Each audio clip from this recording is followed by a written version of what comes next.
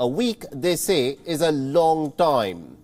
And for Liz Truss, it has proven to be an eternity. She's in fact become the country's shortest-serving Prime Minister in history. And her resignation has triggered yet another race for the top job at 10 Downing Street. And it's no surprise whatsoever that the contenders are again pretty much the same. And it is Rishi Sunak, who's yet to formally announce his intention to be in the running for the top job, is said to be one of the key contenders who's already reached the minimum threshold that is needed for the contest. Along with this, Penny Mordaunt, who's thrown in her hat in the ring, formally has also declared her intention to run for the top job from the Conservative Party. But a possible contender who's caught everyone's attention is the former Prime Minister Boris Johnson. Now, the former Prime Minister, who was nonchalantly holidaying in the Caribbean, reportedly cut short his trip and is now set to return to Britain in a bid to join the race to replace the outgoing Liz Truss and also to rewrite his legacy. Although Boris Johnson is yet to formally declare that he wants to get back into the top job, but many of his close confidants are now telling British media that he is definitely up for it. Now remember, Boris Johnson was ousted from the job of the Prime Minister after a mass walkout from his own ministers that was caused due to a revolt against the 58-year-old leader over a slew of scandals. Meanwhile, the Tory members of Parliament are split over the prospect of Boris Johnson returning as the party leader and the next Prime Minister of the United Kingdom. Now, the former Interior Minister, Priti Patel, who is of course viewed as a Boris Johnson loyalist, has said that her former boss is definitely up for the job. She's also said that he can deliver the mandate for which he has been elected, as he's got a proven track record for taking right decisions. While William Hague, who's a former Conservative leader, has said that a Boris Johnson comeback is the worst idea that he had heard in 46 years of his party membership. In addition to that, Andrew Bridgen, a member of the Parliament, has said that he will consider resigning from the parliamentary group if Boris Johnson were to return.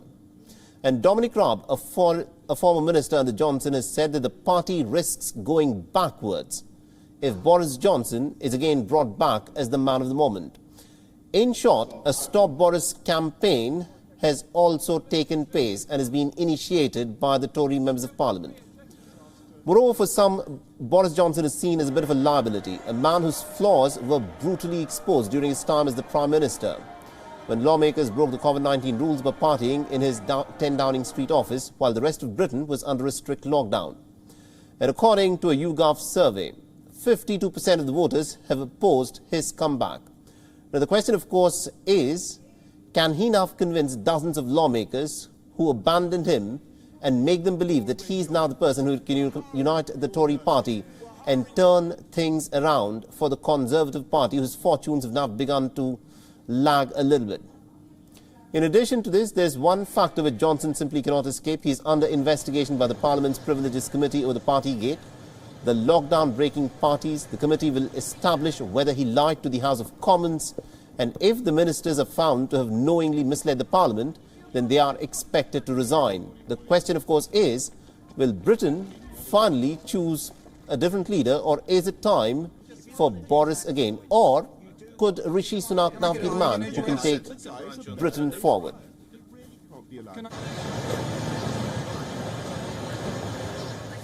All right, now to give us more insights in terms of how things are likely to pan out in British politics from here on, we're being joined by Alexander Claxon, who's joining us live from London. He's a political analyst. Now, Mr. Claxon, thank you very much indeed for taking time out and speaking to us here in WION. Now, this, of course, is the big question that has taken everyone's mind, that's on top of everyone's mind. Is Boris Johnson now the man that the Tory party will again turn to dig them out of the crisis that they seem to have fallen in? Well, it's not as straightforward as that. There are certainly supporters of Boris Johnson within the Parliament, and particularly among the Conservative Party members. He has always been their favorite, and I think if the vote was to go to the party members, the Conservative Party members, there is a good chance that Boris Johnson would win if he comes up against Rishi Sunak, for example.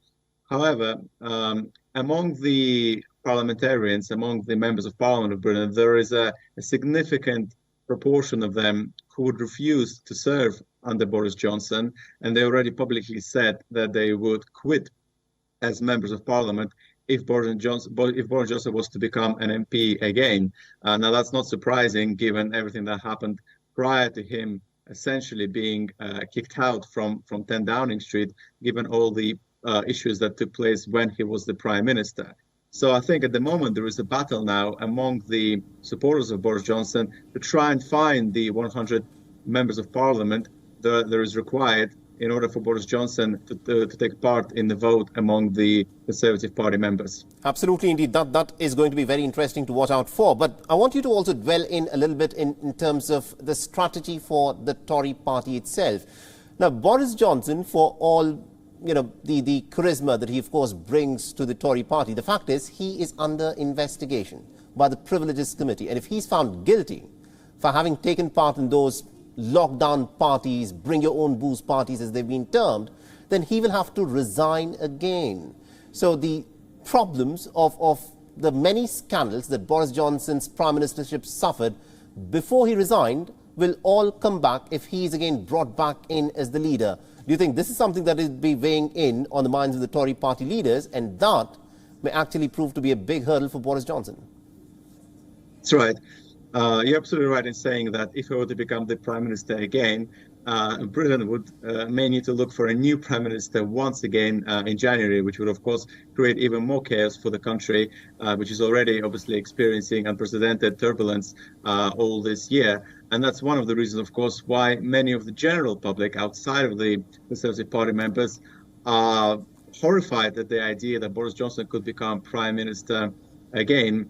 And from the Conservative Party's perspective, the issue for them is that the Conservative Party has become very unpopular among the general public. In terms of the ratings, for example, the Labour Party, the opposition party at the moment, is winning significantly when it comes to which party people would vote for should the general election take place in the near future.